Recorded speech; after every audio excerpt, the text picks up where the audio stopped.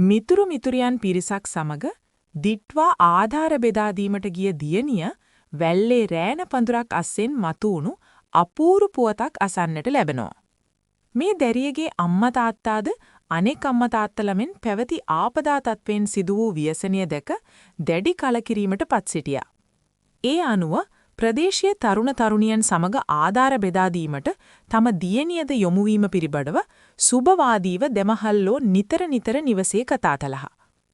ඒ අනුව ආධාර බෙදා දීමට සහයෝගය ලබා දෙන්න යයි සිය තරුණ දියණියට ඔවුන් නොකියා කීවේ වරක් දෙකක් නොව කිහිප වරක්මය. මාපියන්ගේ මේ ඉඟිබිඟිය තේරුම්ගත් දියණිය මාපියන්ගේ අවසරයද ඇතිව තවත් යහෙලියන් පිරිසක් සමග ආධාර බෙදා දීමට නිවසින් ගියේ එදින හිමිදිරි පාන්දරමය. දහවල් වන විටදී පියාට දුරකථන ඇමතුමක් ලැබෙන්නේ අවශ්‍යතාවක් සඳහා වහාම පොලිසියට පැමිණෙන ලෙසය. ඒ පොලිසියනි. අවශ්‍යතාව කුමක්දයි ඇසුවත් නොකීව නිසා වරදක් තමා කර නැති බැවින් ඔහු පොලිසියට ගියේ මේ කාගේ හෝ මරාලයකට වෙන්නටයි සිතමිනි.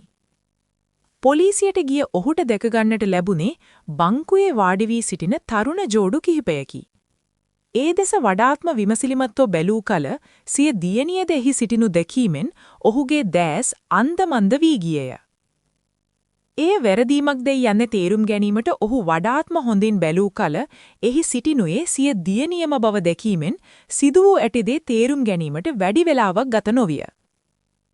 මොකද ලොකුන් නැහැ බලන්නේ මේ වැල්ලේ රෑන් පඳුරු අස්සේ අශීලාචාර ලෙස හැසිරුණායයි කියන තොරතුරකට අනුව අපි ගෙනාපු ජෝඩු කිහිපය යයි පොලිස් නිලධාරියෙකු කී විට අන්නේ එහෙනම් අපේ දුව ගිහින් තියන්නේ ආධාර බෙදා දීමට නොවයයි කියමින් සිය දියණියද දවා යන තරමේ බැල්මක් බැලුවේ ගෙදර ගියාම කරන දේත් සිතේ මවා ගනිමිනි.